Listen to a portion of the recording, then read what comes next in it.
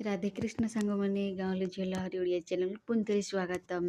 ଚାଲନ୍ତୁ ଦେଖିବା ମୁଁ ଆଜି ପ୍ରଥମେ ବାଇଗଣ ଭାଜିବା କରିବି, ତାପରେ ଆଳୁ ଭଜା କରିବି। ତ ଏଠି ଦେଖନ୍ତୁ ମୁଁ କଢ଼େଇ ତେଲ ପକେଇ ଦେଇଛି। କଢ଼େଇ ଆମର ଏବେ ଗରମ ହେବା ପାଇଁ, ଗରମ ତ ହେଇଗଲାଣି ଅଲରେଡ଼ି, କିନ୍ତୁ ଚାରିପଟ ଯାକ ଟିକେ ଖେଳେଇଦେବା ଯେହେତୁ ମୁଁ ବାଇଗଣ ଛାଡ଼ିବି। ତ ସେଥିପାଇଁ ଦେଖନ୍ତୁ ମୁଁ ବାଇଗଣ ଅଲରେଡ଼ି କାଟିକି ଲୁଣ ହଳଦୀ ଗୋଳେଇକି ଦେଖେଇ ଦେଉଛି। ଏବେ ଆମର ପ୍ରସ୍ତୁତ ହେଇଛି, ଆମେ ଏବେ ସେଥିରେ ଛାଡ଼ିଦେବା। ଛାଡ଼ିଦେଲା ପରେ ଆମର ବାଇଗଣ ଭଜାଟାକୁ 1 ମିନିଟ୍ ଭାଜିନି ଛାଡ଼ିବା, କାହିଁକିନା ସେ ଟିକେ ତେଲ ଭଲସେ ଭାଜିବ। ଆଉ ବେଶୀ ସମୟ ଦେବେନି, ପୋଡ଼ିଯିବ ନହେଲେ। ତ ଦେଖନ୍ତୁ ଏଠି ମୁଁ ସବୁ ବାଇଗଣ ଏକାଥରକେ ଦେଇ ଦେଇଛି। ଆଉ 1 ମିନିଟ୍ ପାଇଁ ଛାଡ଼ିଦେବା। ତା ପୂର୍ବରୁ ତେଲ ଟିକେ ଚାରିପଟରେ ଲଗାଇଦେବା ଯେମିତି ସେ ପୋଡ଼ି ନଯିବ।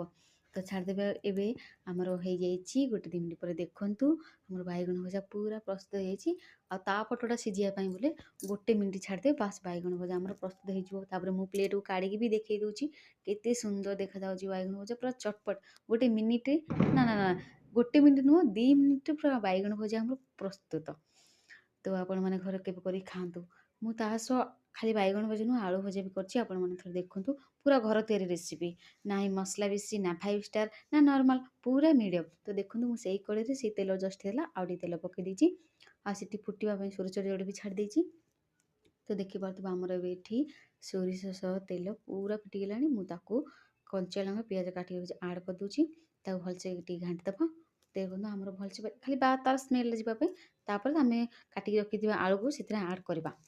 ଆଡ଼୍ କରିବା ପରେ ମୁଁ କହି ରଖୁଛି, ମୁଁ ଜଷ୍ଟ ଖାଲି ଆଜି ମୁଁ କିଛି ବି ମସଲା ବ୍ୟବହାର କରିନାହିଁ। ସେଇ ତେଲ ଆଉ ଲୁଣରେ ହିଁ ଭାଜିଛି।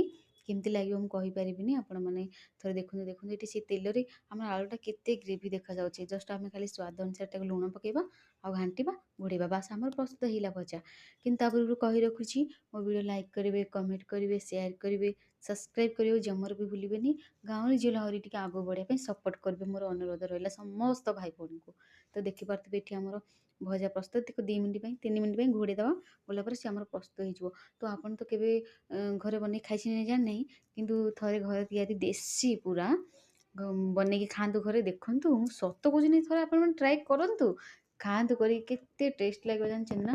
ତାପରେ ମୁଁ ବି ବାଇଗଣ ଭଜାକୁ ଆଳୁ ଭଜା ନେଇଛି ନା, ଆପଣମାନେ ଚାହିଁଲେ ରୁଟି ଫୁଟି ତ ହବନି, ପୁରା ପଖାଳ ଭାତରେ, ବାସି ପଖାଳ କିମ୍ବା ସଜ ପଖାଳ ଖାଇବେ, ମସ୍ତ ଟେଷ୍ଟ ଲାଗିବ। ତ ଦେଖିପାରୁଥିବେ ଏଠି ଆମର ଭଜା ପ୍ରସ୍ତୁତ ହେଇଯାଇଛି। ମୁଁ କାଢ଼ିକି ପ୍ଲେଟ୍କୁ ଦେଖେଇ ଦେଉଛି। ତା ପୂର୍ବରୁ ମୁଁ କହି ରଖୁଛି, ନେକ୍ସଟ ଭିଡ଼ିଓରେ ଆସିବି। ସମସ୍ତେ ମୋ ଭିଡ଼ିଓକୁ ସବସ୍କ୍ରାଇବ୍ କରିବେ। ମୋତେ ବିଦାୟ ଦିଅନ୍ତୁ, ମୁଁ ରହୁଛି। ରାଧେ କୃଷ୍ଣା। କେମିତି ଲାଗିଲା ନିଶ୍ଚୟ ଜଣାଇବେ।